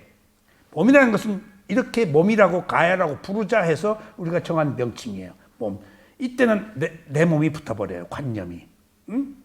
근데 부처님은 존재의 이 요소로 보지 말고 생성의 요소, 몸이 있는 것을 어떻게 알죠, 우리가? 단단하다, 부드럽다, 뜨겁다, 차갑다, 움직인다는 느낌으로 알잖아요. 그러니까 어떤 구성 요소로서 지수화풍 4대로 아는 경우과 관념적으로 존재로서 아는 것의 차이는 존재로 알면은 형식을 아는 것이고 내 몸이라고 아는데 지수화풍 4대로 하면 그 지수화풍 4대가 느낌이에요. 그 얘기를 하려고 그러는 거예요. 지수화풍 4대로 알면 몸이 있는 것을 인식할 수 있는, 의식할 수 있는 요소로 알기 때문에 몸이라는 게 해체돼 버려요. 몸이 해체돼 버려요. 그게 무화가 돼 버려요. 있어도 내 몸이 아닌 거예요. 그냥 하나의 현상만 있지. 그게 깨달음으로 가는 요소들이에요. 그래서 존재로 보지 말고 자꾸 해체시키는 거예요. 정신과 물질도 오온으로 12처로 18개로 자꾸 분해하는 것들은 그것을 끌고 가는 자의적 어떤 요소, 주도적인 어떤 그 실체가 없다는 거예요. 지금 해체해 놓고 보면 어떤 조건들의 결합이지, 원인과 결과의 결합이지, 내 힘으로, 누구의 힘으로 움직이는 게 아니다는 거예요. 지금 이것을 알았을까? 바이블 70번 읽었던 사람이. 근데 알든 모르든 그것은 상관없이 그 사람의 일이에요. 그 사람의 업이야. 우선 거기 가서 이쪽에서 느끼지 못하는 새로운 소위 말하면 행복을 느끼면 그건 나름대로 좋아. 근데 그것이 윤회하는 세계 속에서 괴로움이 있다고요. 지금 여기서는 윤회를 끝난 출세간의 지혜에 관한 문제고, 늘 이런 차이를 염두에 주세요. 이게 지금 정의 단계냐 해의 단계냐. 해의 단계에서 보면 정을 존중하게 돼요. 아직 몰랐네. 아직 업의 과보가 때가 이르지 않았네. 다음에 때가 되면 일로 오겠지 하고 그걸 받아들이고 수용하는 것이지, 너 틀렸어 하고 비교 우위를 따지고 옳고 그름을 따지면 안 돼. 영원히 옳고 그름을 따지지 마세요. 옳은 것도 없고 그런 것도 없어요. 다 하나의 현상만 있지. 이때 옳았고 저때 틀린데요. 우리 마음을 어떻게 믿어요? 세상에 믿지 못할 게 마음인데. 근데 우리는 다 그 마음에 의지해서 콜백이 안 되면 뭐 섭섭하네, 어쩌네 하고 분노하고 그러는 거 아니에요. 그러니까 그 순간에 그 사람의 마음일 뿐이야. 내 마음도 편해. 그러니까 네 마음 내 마음 없고 그냥 마음만 있는 거예요. 나의 마음이 아니고. 그렇다고 놓고 본다면은 누구와 하고도 시시비비를 가릴 일이 없어요. 알았죠?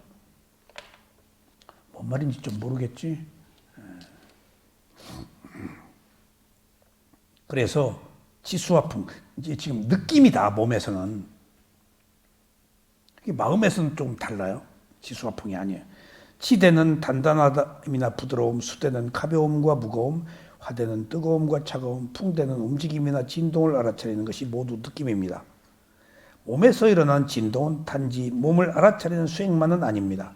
이때 몸에서 일어나는 진동이라는 신념처 수행이며, 이것을 느낌으로 알아차리면 수념처 수행이며, 진동을 마음으로 알아차리면 심념처 수행이며, 진동을 무상으로 알아차리면 법념처 수행입니다. 그러니까 여기서 사념처도 안 보세요. 호흡도 신념처도 몸에 있는 호흡이라고 보면은 신념처예요. 근데 호흡도 뻑뻑하다. 지수화풍 4대로 보면은 수념처예요. 그리고 찌따 누빠스나 전면에서 마음자리에 벗으면 심념처야. 그 호흡이 일어나고 사라지는 무상으로 보면 법념처야. 그러니까 사념처라는 것이 어떤 대상을 특정화해서 뭐라고 보지 말고 알아차리는 방법에 따라서 염처도 달라진다. 그러니까 어느 염처라고 딱히 고집할 필요도 없다. 그리고 네 가지 염처는 함께 두루 혼용될 수 있다. 어떤 것이든지 쓰기 나름이다. 자기 적성에 맞게 필요에 따라서 쓰면 되는 것이지, 네 가지가 아닌 것은 쓰지 말아야 돼요. 네 가지 중에서 한 가지를 쓰면 돼요. 열반은 네 가지 문으로 반드시 들어가야 되니까. 그 네 가지의 무상고 무아가 있어요. 문에. 사념처 안에. 그러니까 큰 의미에서 총론은 네 개가 있다. 강론은 네 개 문 중에 어느 염처라도 하나라도 붙잡고 들어가라. 그래서 총론과 강론이 다르다. 부처님은 총론만 얘기하시고 강론은 직접 수행을 지도하고 배우는 스승이 얘기해줘요. 인터뷰로. 너 어떻게 해라? 어떻게 해라? 강론이에요. 총론과 강론은 구별돼야 해요. 같을 수가 없어요. 사람의 근기가 다르니까. 문화가 다르고. 다 문화가 다르잖아요. 인도, 뭐 아시아, 아프리카, 유럽. 거기 적절하게 부처님은 총론적 얘기만 하세요. 상황에 따른 다양한 것은 현지에 있는 그 스승의 어떤 문화적, 업의 정신적 그런 거에 따라서 열반에 가기 위한 어떤 조건을 성숙시키는 거예요. 총론과 강론이 있다. 꼭. 그러니까 강론을 가지고 총론으로 달라들면 안 돼요. 따로따로예요. 총론은 큰 범주의 틀이고 강론은 세부적인 거에서 바뀔 수가 있어요. 총론은 바뀌지 않아요. 그러니까 산염처가 있다는 것은 총론이야. 근데 어느 문으로 들어가는 것은 강론이에요. 항상 부처님의 가르침에 총론과 강론이 있다. 그러니까 딱 결정하지 마세요. 부처님의 가르침은 대체로 총론이에요. 총론. 그러니까 디테일한 것은 직접 스승한테 배워요. 사람의 근기가 다르니까. 아셨죠? 그래서 대중들에게 부처님이 설할 때는 총론을 얘기하고 개인적으로 그 인터뷰를 할 때는 강론을 부처님도 얘기를 하세요.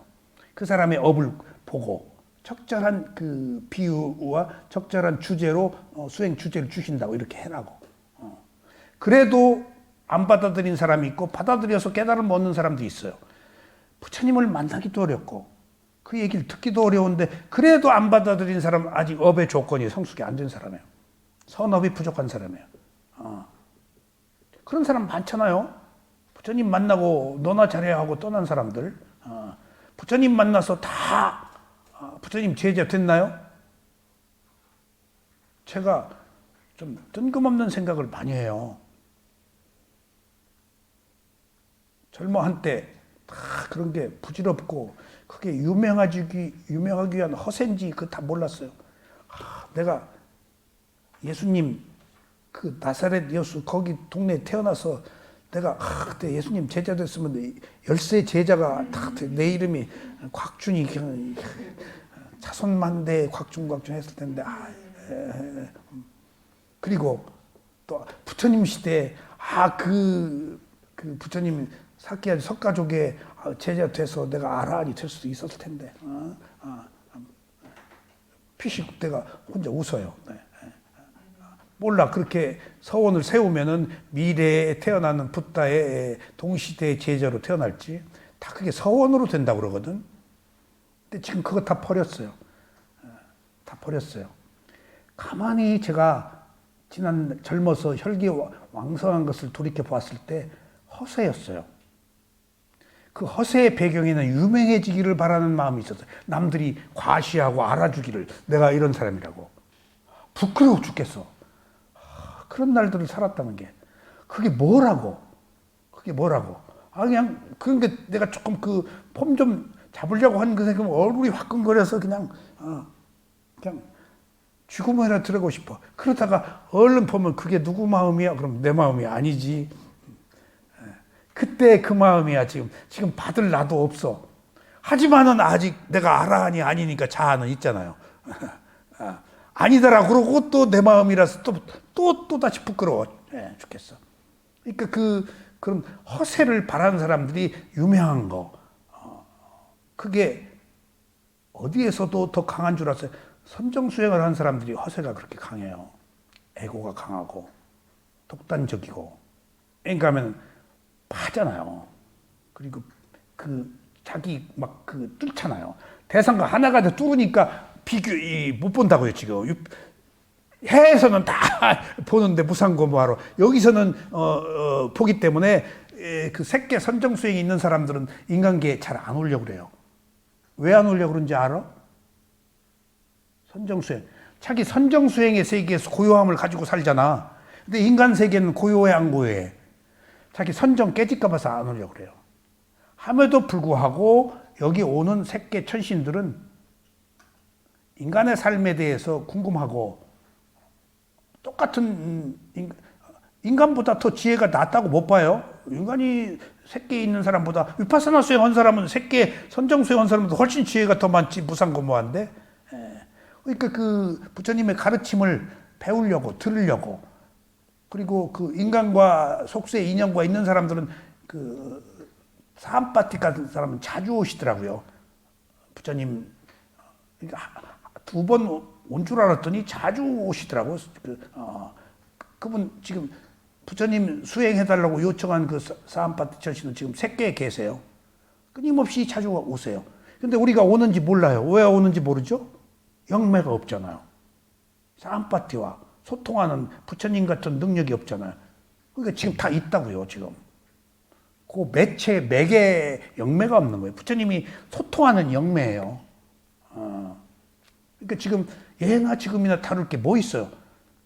1만 년, 2만 년이 지나도 똑같은 거예요. 그리고 1만 년, 2만 년, 10만 년이 저기선 몇 년도 안 된다고요, 이게. 천상에서는. 그러니까 우리가 보이지 않는 것은 없다고 생각하지 마시고 부처님의 가르침을 통해서 보이지 않는 세계도 있다. 천신들이 늘 저희 스승들이 그래요. 그건 부처님이 좋아하는 것이다. 그건 천신들이 좋아하는 것이다. 그래서 내가 부처님 안 계신데 왜 그래요? 그랬더니 부처님이 있다고 가정을 하고 부처님의 가르침에 합당하는 것이라서 그렇게 말한다. 천신들이 좋아하는 것이다. 천신이 어떻게? 천신이 보고 있다. 그게 쌍유타 니까이를 공부하면서 사실이구나 하는 것들을 다 알았어요.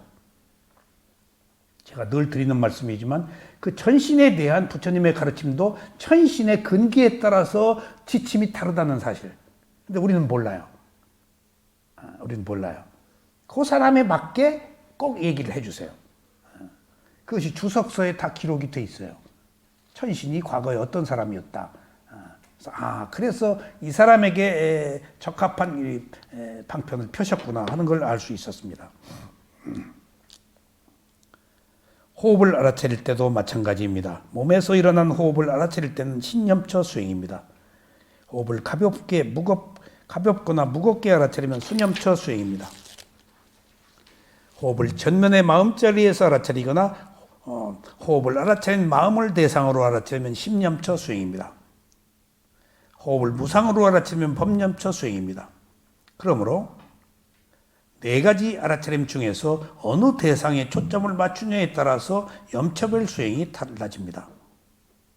하지만 수행자가 반드시 특정한 염처 하나를 대상으로 알아차려야 하는 것은 아닙니다. 그러니까 사념처가 함께 있어야 되는데 어느 경우에 근기에 따라서 특별하게 하나의 염처를 선택할 수 있다 그런 얘기예요. 구별 미얀마에서는 하질 않아요. 보통은.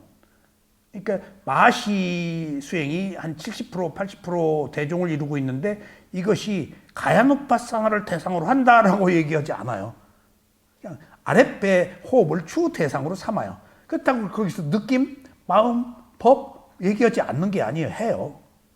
근데 중점적으로 하지를 않는다는 얘기지. 그러니까 쇠우민에 가면은 중점적으로 마음 얘기를 해요. 그럼 마하시는 안 하나? 해요. 그런데 중점적으로 얘기하지 않아서 아는 것처럼 생각이 돼요. 제가 그 기록을 다 가지고 있기 때문에 스승이 한 얘기 우리가 잊어버리거든요. 그리고 수행 지침 잊어버려요. 여러분들 누구 얘기 듣고 다 기억하는 줄 아세요? 몇 분의 1도 못 건져요. 흥분해가지고. 특히 전 보러 갔을 때는 흥분해가지고 남는 거 머리가 하얗게 둥둥둥 떠가지고 그래서 내가 무속 공부할 때는 탁 얘기하시오. 잠깐 기록하고 다 기록으로 내가 또 다시 답변해요. 그 사람 문제 있으면 내가 지적해줘요. 무속 공부할 때 당신 이게 문제다. 그럼 생각으로 만들어낸 얘기 내가 끄집어대요. 봤냐 실제로. 당신 얘기 같다. 그거 이제 서정범 교수하고 공부할 때 그렇게 했어요. 그러니까 그 사람들이 꼼짝 못해요. 근데 나는 신령님이라고 안 하더라고요. 신기는 없는가 봐요, 내가. 서 교수한테는 신령님이라고 그래요. 그리고 우리가 가면은 올 줄 알고 준비하고 있어, 차를. 이게 책으로 나왔었는데 서정봉 교수님이 쓰신 책이었나요? 많이 나왔죠. 무녀 그분이. 그러니까 그 다 찾아다녔어요. 그리고 안 만나주는 사람 서 교수 전화하면 다 받아주고. 하여튼 그런 것들이 한때였어요. 그러니까 그런 것들을 이해하고 나니까 사주, 팔자, 무속 그런 것들 아바타, 마인드 컨트롤 그런 걸 다 하고 나서 내가 10년차 수행을 했잖아요. 마음 보는 수행. 핵심적인 거. 그 사람들이 자기 마음 못 보거든요. 그런데 내가 아비담마를 공부했잖아요. 그리고 보니까 전체가 보이는 거예요, 이제. 이게. 그러니까 다 두루 통하는 것들이에요. 그러니까 뭐가 틀렸다라고 할 거 없어요. 그러니까 무속도 낮은 단계 그 영들이 와가지고 이상한 얘기를 하기 때문에 우리가 그걸 믿어서 그렇지, 자기가 틀린 얘기 할 수 있지만 영도 틀린 얘기 해줘요. 거기 믿지 마세요. 그 얘기 들었다가 패가 망신하고 사업 망한 사람이 한두 아니에요. 몇 명 끼고 사업하거든요. 다 보고합니다. 뭐 국회의원 나간 사람 뭐 다 보고 뭐 다 보고 다 미래가 불확실하니까 뭔가에 그지. 근데 다 틀린 얘기 해줘요. 바르게 얘기해줘도 다 바르지는 않아요. 그리고 하나만 오질 않아요. 여러 가지 잡다한 그 영들이 막 와서 이 얘기 저 얘기 해줘요. 그리고 자기 얘기 들어가고. 그렇기 때문에 어느 부분은 거기서 일어나고 있는 일이 일면 바른 것도 있지만 전체적으로 보면 매우 위험하다 하는 것도 꼭 기억하시죠. 맞질 않아요. 맞을 수가 없어요. 절대 어떻게 가변적이 업의 조건이 다른데 예정은 되어 있지만 예정대로 되진 않아요.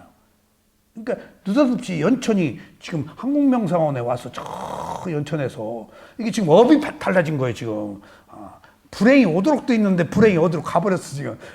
여기서 에너지가 바뀌니까. 또 불행이 왔어도 왔네 해버리니까 이게 지금 나를 이렇게 뭐 괴롭히지 못해 이제. 업의 과보가 왔는데 내가 안 걸리는데 이런 것들이 맞을 수가 없다는 거예요 지금. 내가 어떻게 선택하느냐에 따라서 삶이 미래는 달라지니까.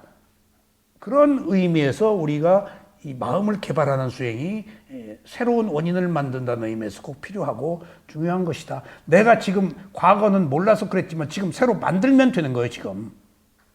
그리고 몰랐을 때 한 업은 받으면 되고, 그러면 언젠가 계속 만들어 나가면 좋은 원인이 있겠죠. 그리고 결정적인 것은 죽을 때인데, 결정적인 것은 죽을 때예요. 죽을 때 호흡 알아차리세요. 호흡 알아차리세요. 내가 어느 사람 문병 갔을 때 아프면 호흡 알아차리라.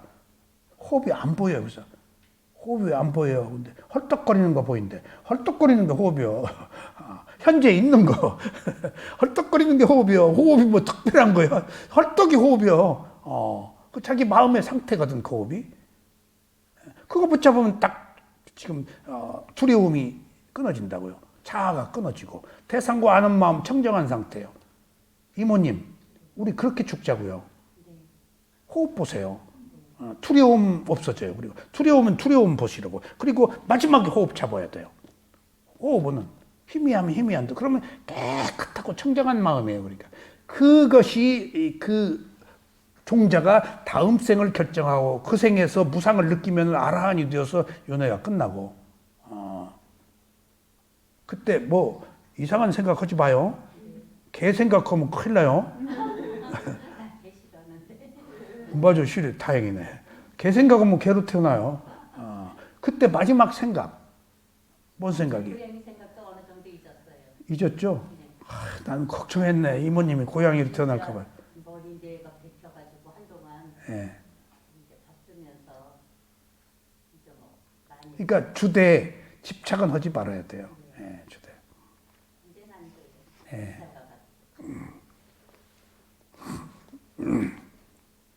자, 그러므로 네 가지 알아차림 중에서 어느 대상에 초점을 맞추느냐에 따라 염처별 수행이 달라집니다. 하지만 수행자가 반드시 특정한 염처 하나를 대상으로 알아차려야 하는 것은 아닙니다. 사념처 수행은 네 가지 대상을 하나로 묶어서 수행을 할 수도 있고 때로는 하나의 염처를 중점적으로 알아차릴 수도 있습니다. 그래서 이런 염처 구별을 미얀마에서 스승들이 크게 어느 자기 큰 가르침으로 말하는 것이지 그렇게 표방하지 않아요. 쇠오민 사야도한테 마음 보는 수행 위주로 노팅하는 워칭하는 아는 마음을 하루 종일 보고 있다고 그러더니 깜짝 놀라면서 너 왜 마음 보는 수행만 하느냐?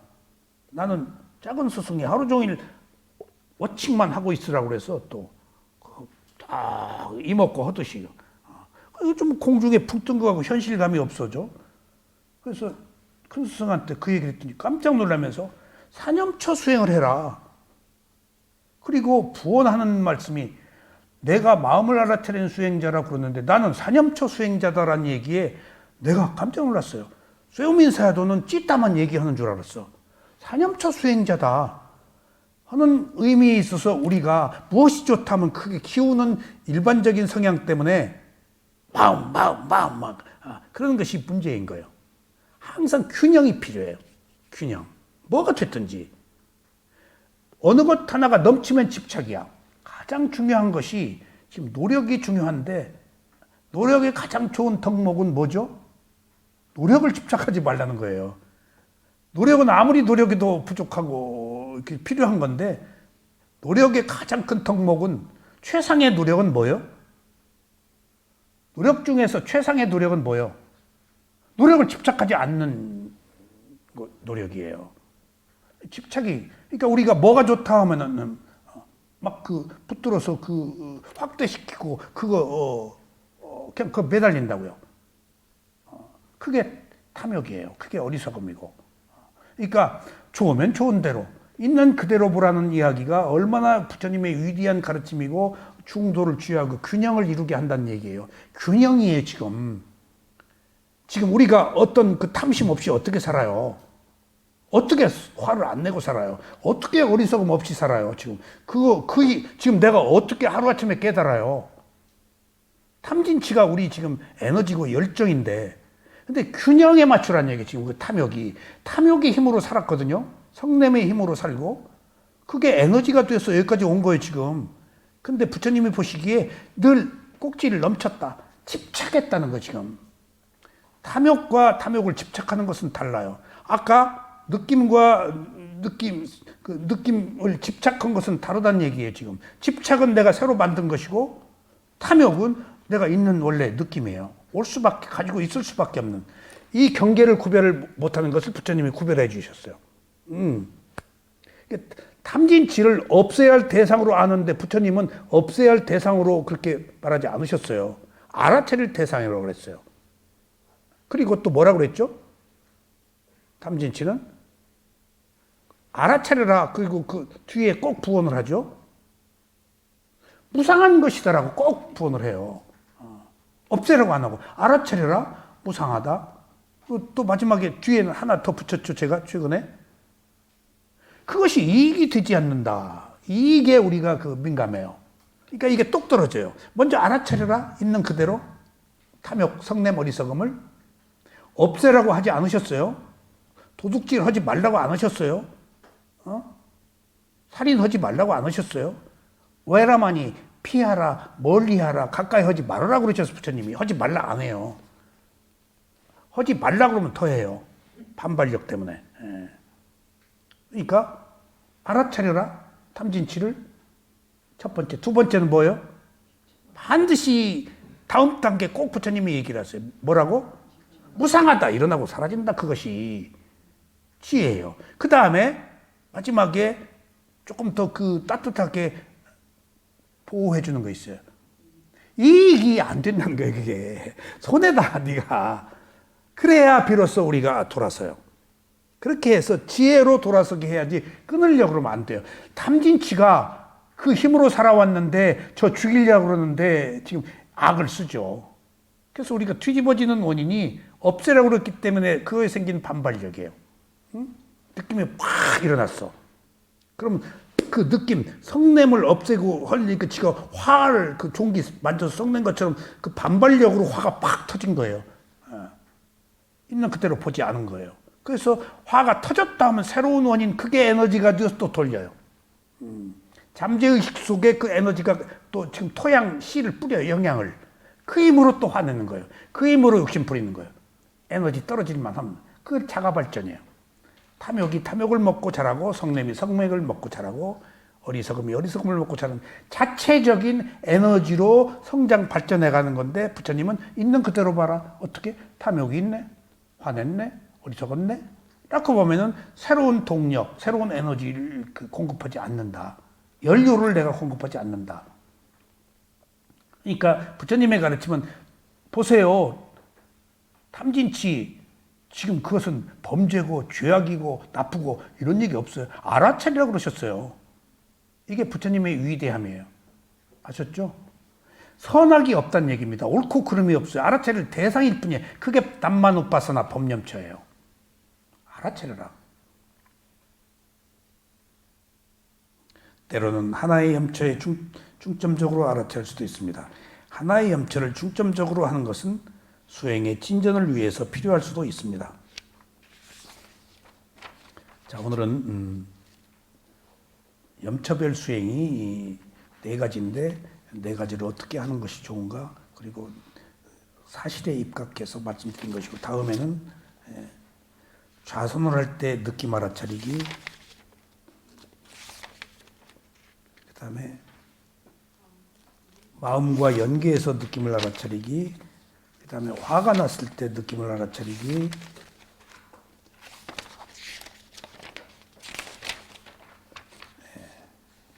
이 다음 단계 느낌을 알아차리는 수행을 어떻게 할 것인가, 마음과 연계해서 느낌을 알아차리는 수행을 다음 시간에 말씀드리겠습니다. 감사합니다.